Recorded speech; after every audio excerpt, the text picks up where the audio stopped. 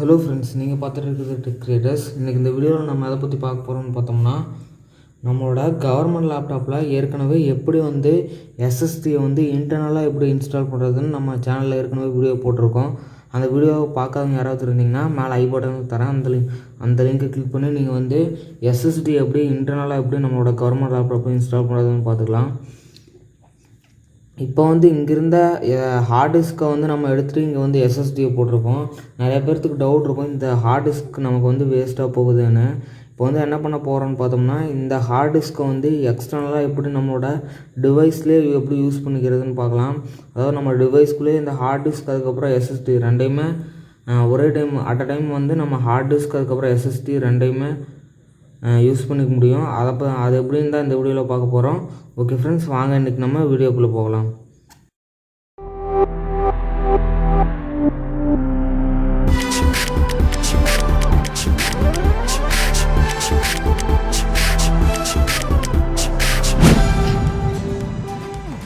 Okay friends, இப்போ உங்களோட லேப்டாப்பில் நீங்கள் ஹார்ட் டிஸ்க் அதுக்கப்புறம் எஸ்எஸ்டி இந்த ரெண்டில் எதை வேணாலும் நீங்கள் எக்ஸ்டர்னலாக யூஸ் பண்ணிக்கலாம்.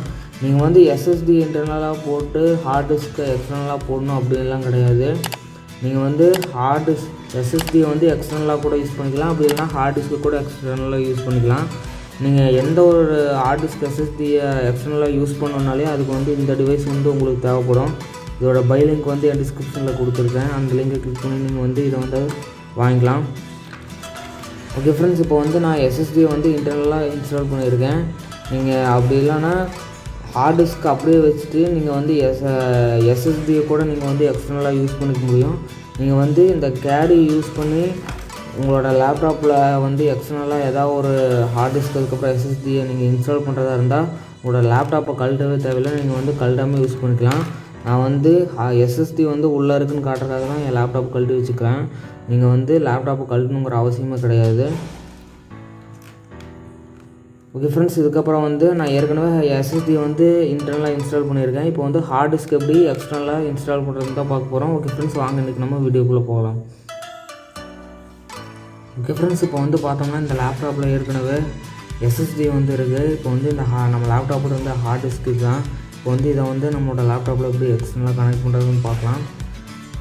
நீங்கள் எஸ்எஸ்டி இன்டர்னலாக யூஸ் பண்ணுற மாதிரி இருந்துச்சுன்னா நீங்கள் கழட்டி எஸ்எஸ்டி உள்ளே போட்டு ஹார்ட் டிஸ்க்கு தனியாக வெளியே எடுத்துட்டு நீங்கள் இந்த மெத்தடை நீங்கள் ஃபாலோ பண்ணலாம். அப்படி இல்லைன்னா நீங்கள் ஹார்ட் டிஸ்க்கு இருந்த மாதிரியே வச்சுட்டு உங்களோட எஸ்எஸ்டியை மட்டும் எடுத்து நான் இப்போ சொல்கிற ஸ்டெப்ஸ் எல்லாம் ஃபாலோ பண்ணிங்கன்னா நீங்கள் எஸ்எஸ்டியை எக்ஸ்டர்னலாகவும் ஹார்ட் டிஸ்க் இன்டர்னலாகவும் யூஸ் பண்ணிக்கலாம். அப்படி இல்லாமல் எஸ்எஸ்டியை இன்டர்னலாகவும் ஹார்ட் டிஸ்க்கை எக்ஸ்டர்னலாகவும் யூஸ் பண்ணுற மாதிரி இருந்துச்சுன்னா நீங்கள் மேலே டிஸ்கிரிப்ஷனில் இருக்க லிங்கை கிளிக் பண்ணி நீங்கள் அந்த வீடியோவை போய் பாருங்கள். அதில் எஸ்எஸ்டி எப்படி இன்டர்னலாக இன்ஸ்டால் பண்ணுறதுன்னு போட்டிருக்கேன். ஓகே ஃப்ரெண்ட்ஸ், இப்போ ஹார்ட் டிஸ்க் எப்படி எக்ஸ்டர்னலாக இன்ஸ்டால் பண்ணுறதுன்னு பார்க்கலாம்.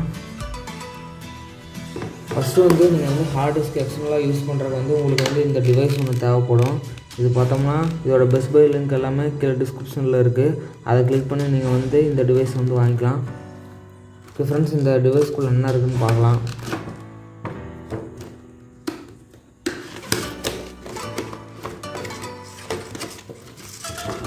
ஃப்ரெண்ட்ஸ், இதில் பார்த்தோம்னா உங்களுக்கு ஒரு ஸ்க்ரூ ட்ரைவர் அதுக்கப்புறம் சில ஸ்க்ரூஸ் கொடுத்துருப்பாங்க. அதுக்கப்புறம் பார்த்தோம்னா இதுதான் நம்மளோட டிவைஸு. இது மூலிமா தான் நம்மளோட ஹார்ட் டிஸ்க்கை லேப்டாப்புக்குள்ளே இன்ஸ்டால் பண்ண முடியும். இப்போ அதை எப்படி பண்ணுறதுன்னு பார்க்கலாம். இங்கே பார்த்தோம்னா நம்மளோட ஹார்ட் டிஸ்க் இருக்குது. இங்கே உள்ளே பார்த்தீங்கன்னா நம்ம ஹார்ட் டிஸ்க்கு ஃபிக்ஸ் பண்ணுறதுக்கான போர்ட்டு இங்கே கொடுத்துருப்பாங்க. நீங்கள் கரெக்டாக அதில் வச்சு அழுத்தினாவே போதும். ஃப்ரெண்ட்ஸ், இப்போ பார்த்தா தெரியும். நீங்கள் ஜஸ்ட் இப்படி வச்சு ப்ரெஸ் பண்ணுங்கள். இப்போ பார்த்தோம்னா அது உள்ளே போய் லாக் ஆகிரும், அவ்வளோதான். இதுக்கப்புறம் திருப்பினீங்கன்னா இங்கே ஸ்க்ரூ ட்ரைவர் இருக்கும், நீங்கள் அதை போட்டு டைட் பண்ணிடுங்க.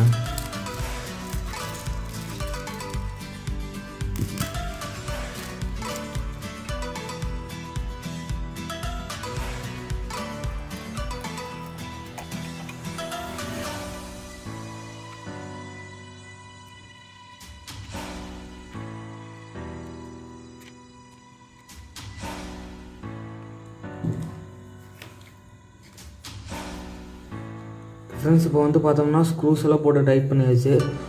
இங்கே பார்த்தோம்னா நமக்கு இன்ஸ்டாலேஷன் மெத்தடு கொடுத்துருக்காங்க. இதை வச்சு கூட நீங்கள் வந்து ஈஸியாகவே இதில் வந்து உங்களோட ஹார்ட் டிஸ்க் இன்ஸ்டால் பண்ணிடலாம்.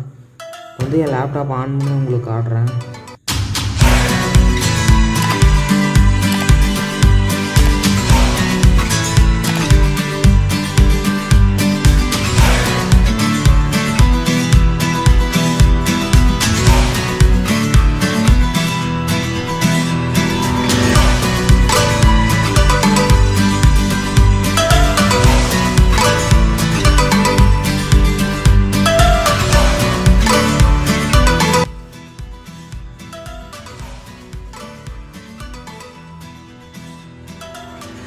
ஃப்ரெண்ட்ஸ், இப்போ பார்த்தோம்னா சி டிரைவ் மட்டும்தான் இருக்குது என்னோடய லேப்டாப்பில். அதான் நம்மளோட எஸ்எஸ்டி. இப்போ வந்து இதில் ஹார்ட் டிஸ்க்கு நம்ம கனெக்ட் பண்ணலாம். ஃப்ரெண்ட்ஸ், அதுக்கு என்ன பண்ணணும்னு பார்த்தோம்னா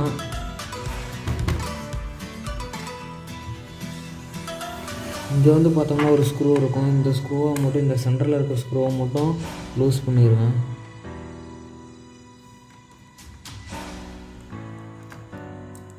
ஃப்ரெண்ட்ஸ், இப்போ இந்த சென்டரில் இருக்கிற ஸ்க்ரூவை மட்டும் நீங்கள் லூஸ் பண்ணதுக்கப்புறம் பார்த்தோம்னா இது வந்து உங்களுக்கு தனியாக கிடச்சிரும். அவ்வளோதான். இதுக்கப்புறம் நம்ம வந்து எஸ்எஸ்டி ஹார்ட் டிஸ்க்கை வந்து இன்ஸ்டால் பண்ணிக்கலாம்.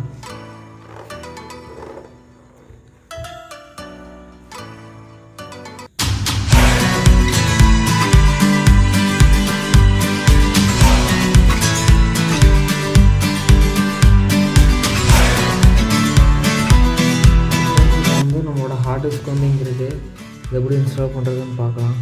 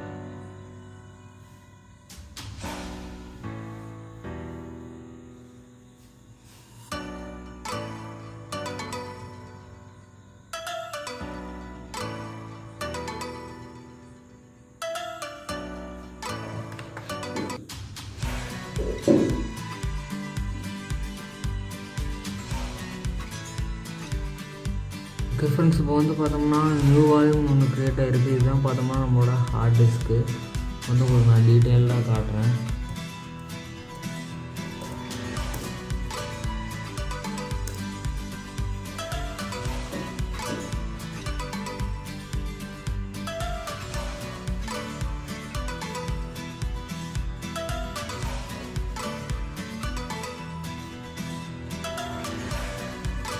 ஃப்ரெண்ட்ஸ், இப்போ வந்து பார்க்க தெரியும். ஃபஸ்ட் இருக்கிறது வந்து பார்த்தோம்னா நம்மளோட எஸ்எஸ்டி, அதுக்கப்புறம் செகண்டாக இருக்கிறது பார்த்தோம்னா ஹார்ட் டிஸ்க்கு. ரெண்டுமே இப்போ பார்த்தோம்னா நம்மளோட லேப்டாப்பில் தான் இருக்குது.